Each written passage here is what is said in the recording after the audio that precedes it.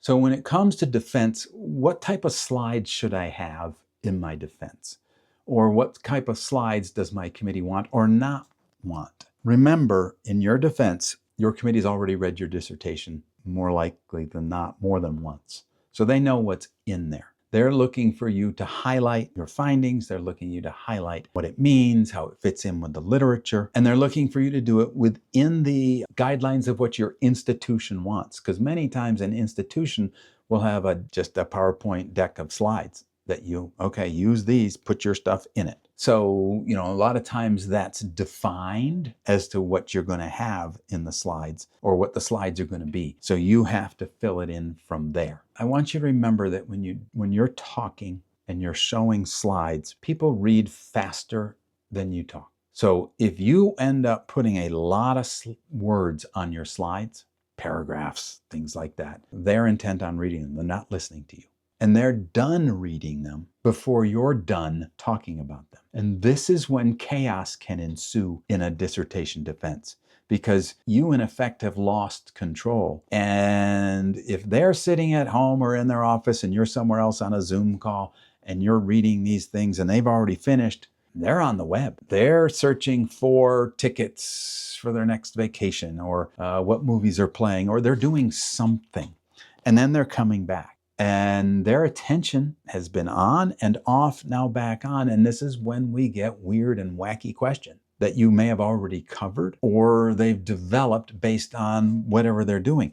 So believe that your PowerPoint should be bullet points that have guidelines for you to move forward. Also bullet points, if you get off track, it's a lot easier to find out where you were by looking back at bullet points than it is to 3 paragraphs of words on a slide. Ultimately, they want to see, what are your results? What does it mean? What limitations are there? Because this isn't going to answer everything. And what else should be done? And this is in your final defense. Those are the important things they're looking for on this. I would include in a final defense, though, reminder slides, I'm going to call them. Hey, this was the problem we were looking at and the purpose, and these were the research questions to keep everybody on track. And I used a qualitative methodology or a quantitative methodology. And then, I interviewed the people, I transcribed, or I found the data, I cleaned the data, I used this test, etc. And, what steps did you do? Because sometimes things don't work exactly as you expect. So, I want to know what you did to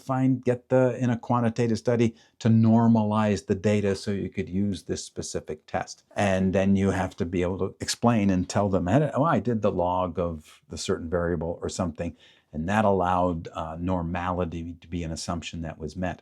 Or it turns out my data didn't meet the assumptions and I couldn't use this test, which is why I used this other test, which is more powerful. And that shows that you have facility with the research process. So that's what they want to see in the defense. What a lot of people spend a lot of time on is what I'm just going to call cute slides with a nice picture or maybe a graphic. A lot of times committees really don't care a lot about that. They want to know, let's do this and be done. I got other things to do with my day. Yeah, okay, cool, great, nice picture. But tell me, because pictures aren't going to make up for lacking data or poor analysis or anything else, but good analysis, what they want to see. So you want that there. Don't just spend hours and hours and hours trying to search for the right picture to go in there. It's not going to sway a committee one way or another. One of the biggest mistakes I see with slides is, several of the mistakes. Too many slides. People haven't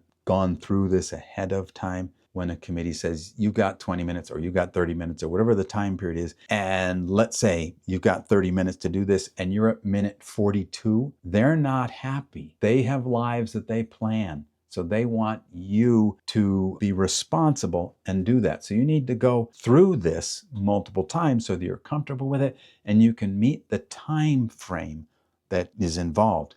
They want to know that a slide has meaning. Don't just put a slide in there for the heck of it. Oh, here's a nice picture or here's a graph. Okay, if I'm going to put it in there, it better be important and move my story forward. So make sure everything that's included, because look, you got lots of pages in your dissertation.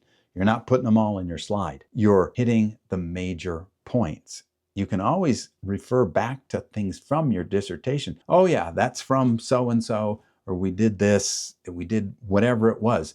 I did this test, and this is why this statistical test is now important. Or I collected data, and here's, the data collection, and you now explain it more. Having bullet points allows you to explain more.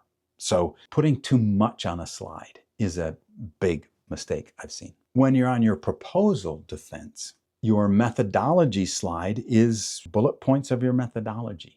Your methodology is the process that you're going to go through, but you also want to remember your committee thinks, can someone replicate this? So that means your methodology has to be sufficiently explained so that others can replicate it if they ever want to redo your study. If it can't be replicated, how do we know you did it right?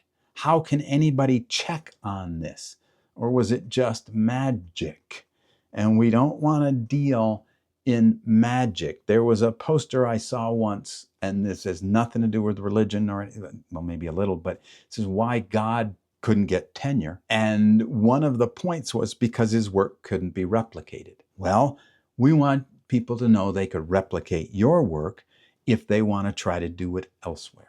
I guess the final point I want to make is I look at a lot of slide decks of defenses before people submit them. And some of the things that I see, first, the title page. Make sure you spell your committee's names right. Make sure you have their titles right. Technically, if someone has a PhD or an EDD, they are either Dr.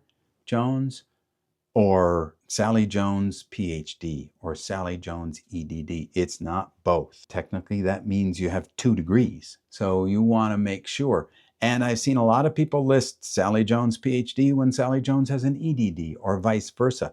So you want to get that right because it gets people on your side if it's right or not, or against you if it's wrong. You want to typically have some sort of outline of what's going to happen, okay? The biggest mistake, though, I see is too many slides. Hey, I've got 20 minutes and here's 42 slides, because they feel they've got to include all kinds of stuff and everything.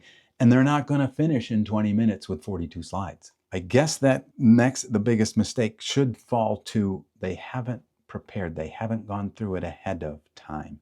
They haven't done a mock or multiple mock defenses where they just try to go through their slides. If you're just doing it the first time, your committee knows. And if you're just reading it, it's okay to read, but read it like you've read it before, instead of reading it like and getting stumped on words and things like that.